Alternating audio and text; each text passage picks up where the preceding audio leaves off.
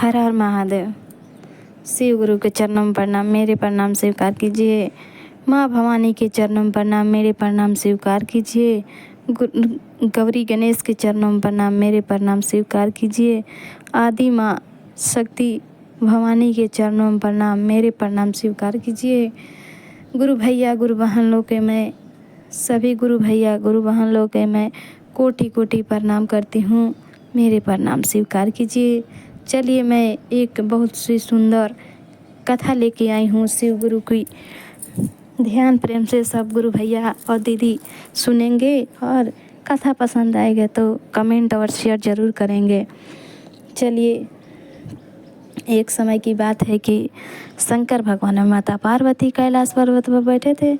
तब माता पार्वती शंकर जी से बोली, हे स्वामी, मेरे को धरती लोक पे भ्रमण करने की इच्छा कर रही है। तभी शंकर जी बोले, ठीक है, चलो धरती लोक पे देख के आऊँ कैसे कैसे सब भक्त क्या क्या कर रहे हैं। तब चल दिए वहाँ से कैलाश पर्वत पर से धरती लोक पृथ्वी लोक भ्रमण करने के लिए। इधर धरती लोक पर जब भ्रमण कर रहे थे माता पार्वती और शंकर जी, तभी एक महल दिखाई दिया, उसमें से खीर की सुगंध आया।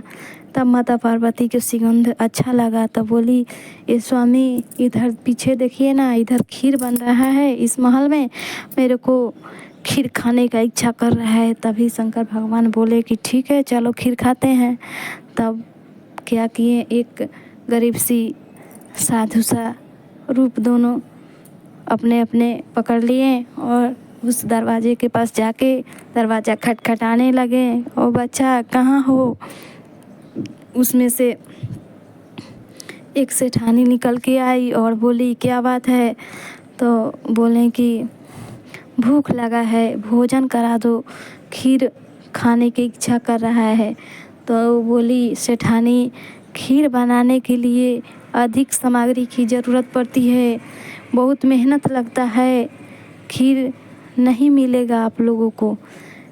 खीर तो अपने मैं पति के लिए बच्चों के लिए बना रही हूँ, मैं आप लोगों को खीर नहीं दे सकती, नहीं खिला सकती। 1-2 रुपया ले लो और जाके आगे कुछ खरीद के खा लेना, इधर कुछ नहीं मिलेगा।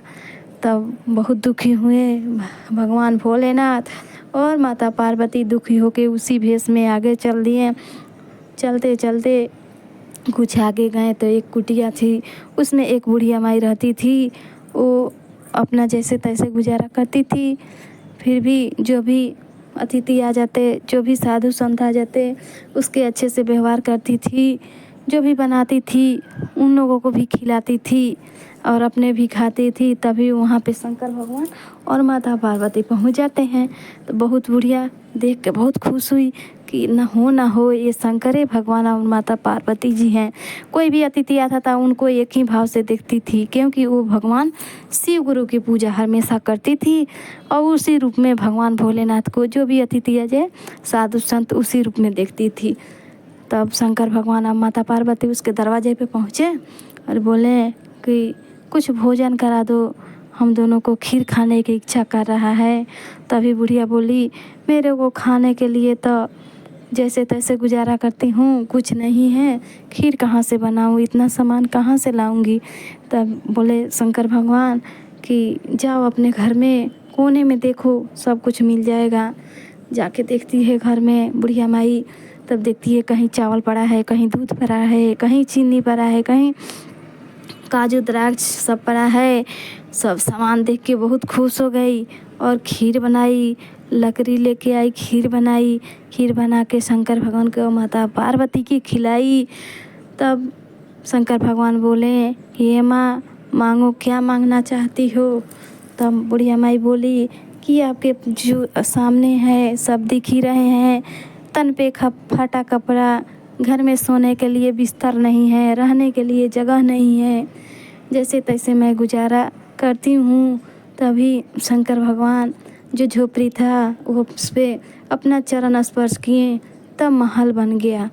तब बुढ़िया माई बोलने लगी, ये कहे के इतना कर दिए, इसमें कौन रहेगा, मेरे लिए एक छोटा मोटा बहुत हो गया, इसमें कौन रहेगा। तभी शंकर भगवान बोले कि इसमें तुम्हारा बहू बेटा नाती पोता रहेंगे, सब पूरे फैमिली के साथ अच्छे से रहना।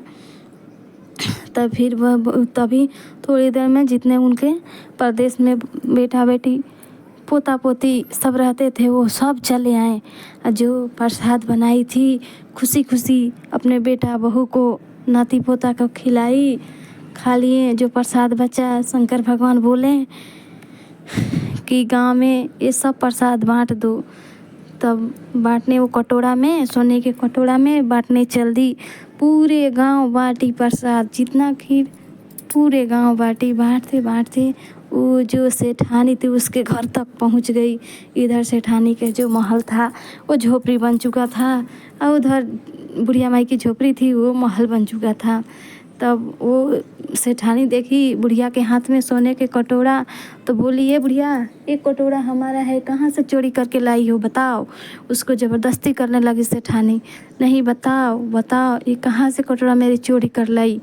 तभी बोली ऐसा दीदी मेरे घर पे शंकर भगवान और माता पार्वती पधारे हैं, वही ये हमको कटोरी दिए, वही खीर के सामग्री बनाने के लिए दिए। मैं खीर बनाई, प्रसाद उन लोगों को भी खिलाई और अपने भी सब बच्चे खाएं और मेरा जो झोपड़ी था वो महल बन गया। इतना बात सुनी तब वो सेठानी दौड़ते दौड़ते वो बुढ़िया के घर पे पहुंची। बुढ़िया के घर पे वो महल देख के चौंक गई कि ये महल तो हमारा है। ये जो झोपड़ी था इधर बन गया था सेठानी को।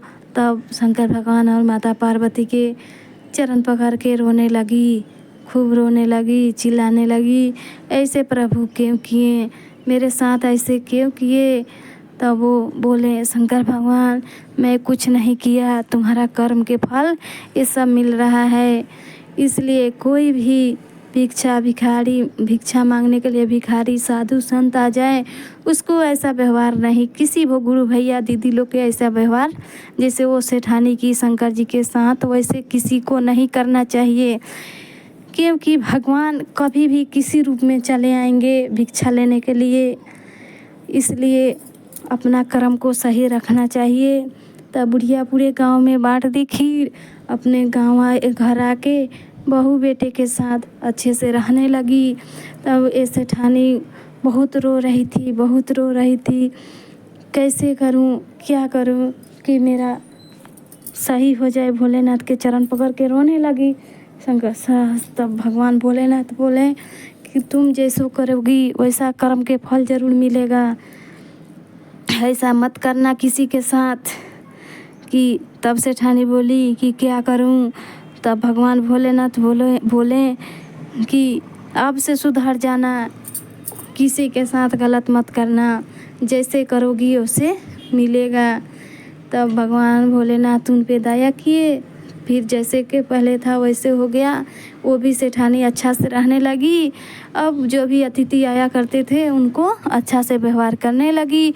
इधर बुढ़िया माई भी अच्छे से रहने लगी, राजपाट इनका भी अच्छा से हो गया, सब बहू बेटे सब साथ में रहने लगे। अब फिर माता पार्वती और शंकर जी कैलाश पर्वत पर चले गए।